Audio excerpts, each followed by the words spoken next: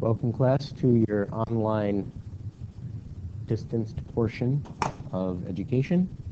And this is our last class, and we will be talking about nuclear energy. And this is a very important topic. So let's begin. First of all, your life in particular, would be completely impossible if it were not for nuclear energy. Why is this? A number of reasons. First of all, our good friend, Mr. Sun,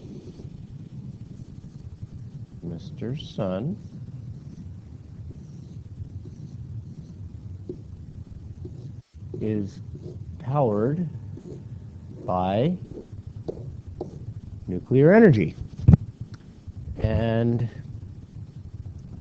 in particular, the sun is powered by a process known as fusion. And we will learn what that means. But to fuse is to bring and make two things into one. And so, as you probably know or guessing, fusion is the combining of two elements to make a new element, and in the process, energy is released.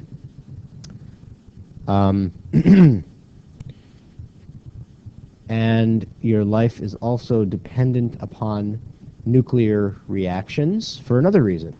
This one's a little less understood or known, but let's talk about it.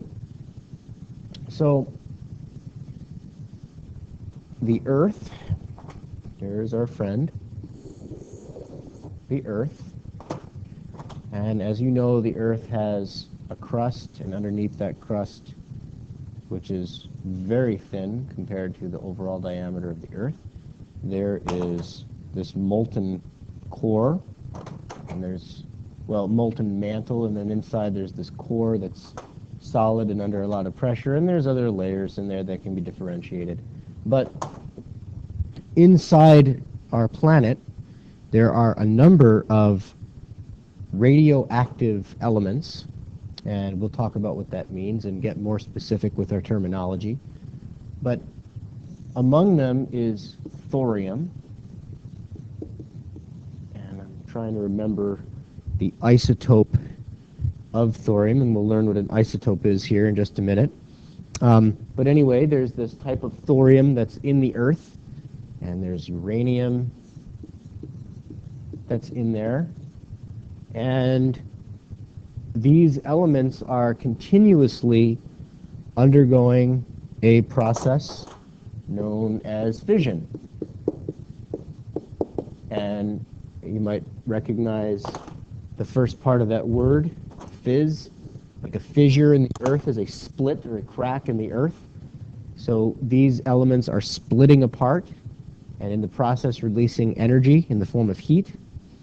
And because that heat has nowhere to go in this giant ball that is the Earth, it builds up and the temperature goes up and up and up and up and up, and the inside of the Earth is molten. And this causes a couple of different things. The molten core of the Earth is responsible for volcanism. That's not some kind of strange medical disease or... Oh, I spelled it wrong because I can't spell up close. Let's try it again. I think this is it. Volcanism. It's not like being a vampire or something like that. Volcanism simply means that the Earth has volcanoes.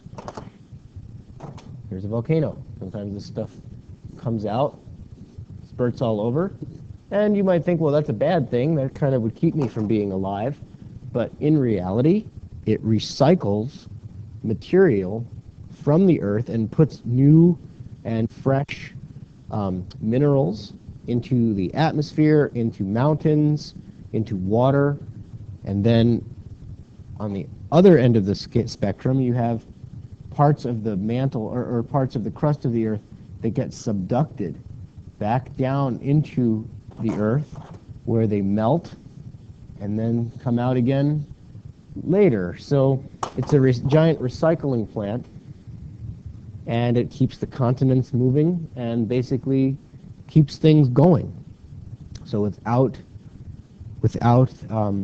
these plate tectonics and volcanism, life on Earth would be stagnant because it wouldn't.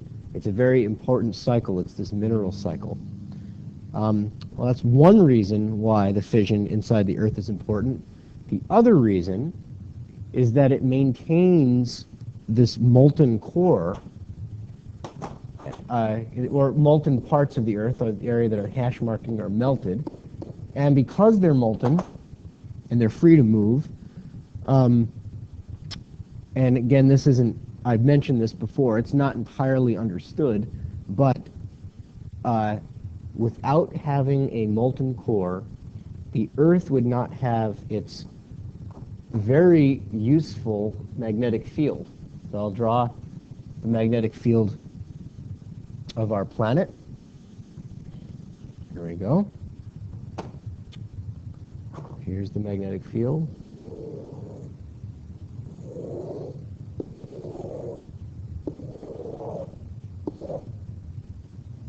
Okay. This magnetic field, which is it's directly caused by the molten core, which is conductive because there's a lot of metal in there, and radioactive or high energy particles from the sun encounter this field and get deflected by it and go around the planet. And in fact, the Earth's magnetic field is connected to the sun's magnetic field, but our field protects us from most of that radiation. And that's why some of the lower speed particles will actually get deflected inward following the Earth's magnetic field and hit the poles. And that's why you end up with the aurora borealis, and I think it's the aurora australis, the two auroras. So those are because of this magnetic field, but the real point is that the field provides a shield against the dangerous radiation from the sun. And not only is it the radiation bad, but the solar wind, which is the name of that radiation, would actually blow the Earth's atmosphere away. So planets that no longer have active volcanism end up losing their atmospheres very considerably. So we have an atmosphere because we have this nuclear energy process in the core of the Earth. We have the sun because of this nuclear energy process in the core of the Earth. And these kind of are, the main things that are life-giving from this nuclear energy. There's a lot more that can be said as well. Let's look at a couple pictures of this solar wind. Hold on a second. So here's a picture of the Earth's magnetic field, and you can see it blocking these rays from the sun and deflecting them away. And let's look at a picture of the aurora. So here's a good shot of the aurora from outer space, and you can see this is actually the South Pole down here, and you have some of these solar particles hitting the atmosphere and lighting up. And it's the magnetic field of the Earth is what directs it towards that part of the Earth, but most of it is deflected away.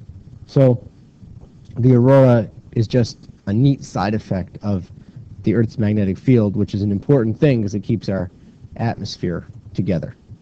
So let's go to the next video, and we'll start talking about some of the details of the atom's nucleus.